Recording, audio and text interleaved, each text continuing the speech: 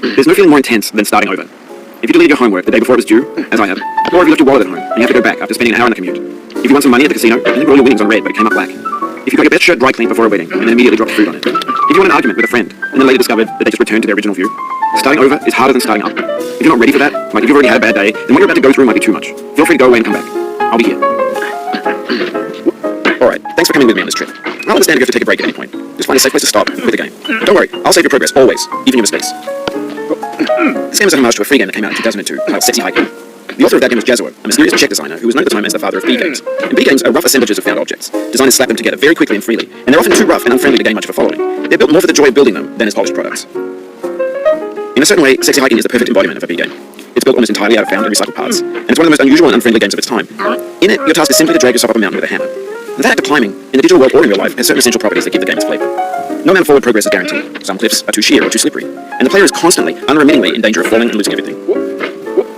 Anyway, when you start Sexy Hiking, you're standing next to this dead tree that blocks the way to the entire rest of the game. It might take you an hour to get over that tree, and a lot of people never got past it. You prod and poke at it, exploring the limits of your reach and your strength, trying to find a way up and over. And there's a sense of truth in that lack of compromise.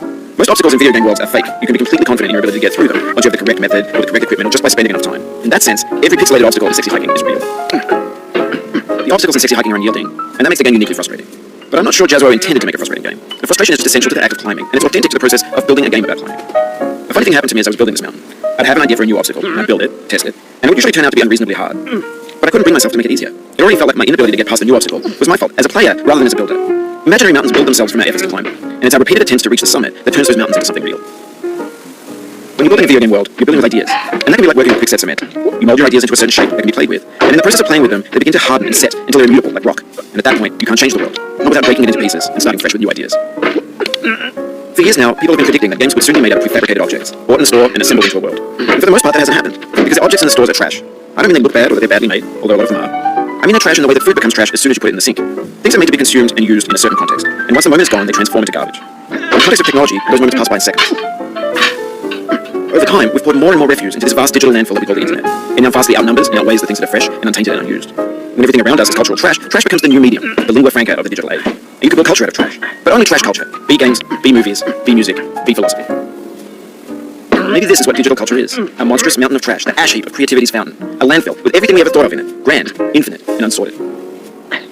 There's 3D models of breakfast, Gen X's fanfic novels, scan magazines, green screen Shia LaBeouf, banned snuff scenes on LiveLeak, Facebook's got lifelike bots with unbranded adverts and canned shots of Kanye and Taylor Swift mashups, car crash epic failed gifs, Russian dashcam vids, discussions of McRibs, discarded, forgotten, unrecycled, muddled, rotten, untitled.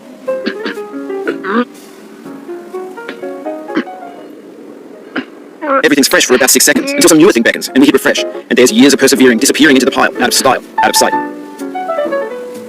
In this context, it's tempting to make friendly content that's gentle, that lets you churn through it but not earn it. Why make something demanding if it just gets piled up in the landfill, filed in with the bland things?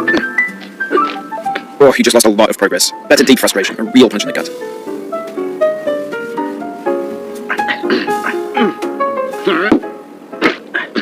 Oof, sorry about that.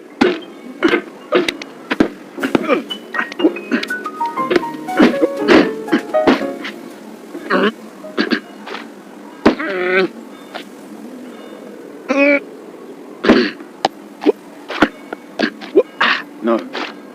Oh, it happened again. Keep on trying, don't let it get to you.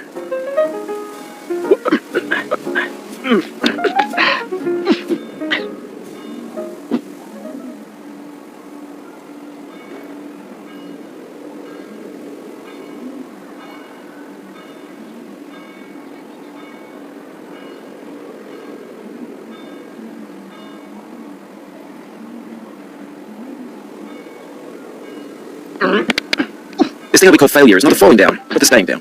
Mary Pickford.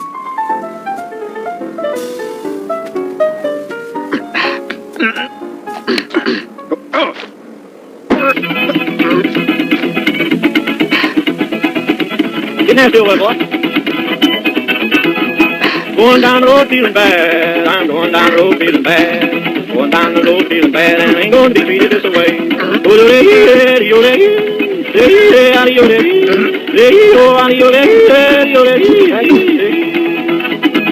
Lay them blues up, my friend.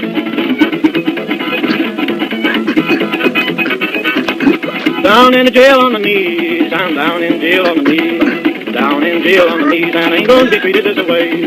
They feed me on cornbread and cheese, they feed me on cornbread and cheese, they feed me on cornbread and cheese, and I ain't gonna be treated this way.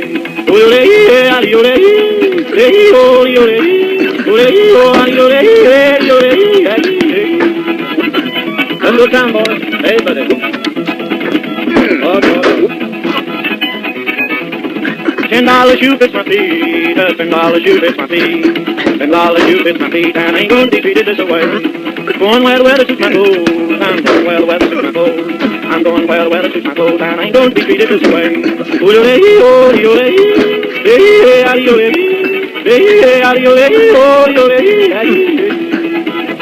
Calm down, boy, calm down. Hey!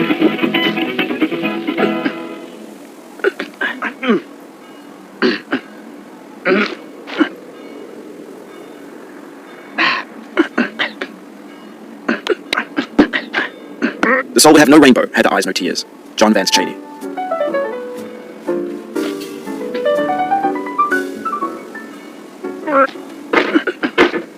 The pain I feel now is the happiness I had before. That's the deal.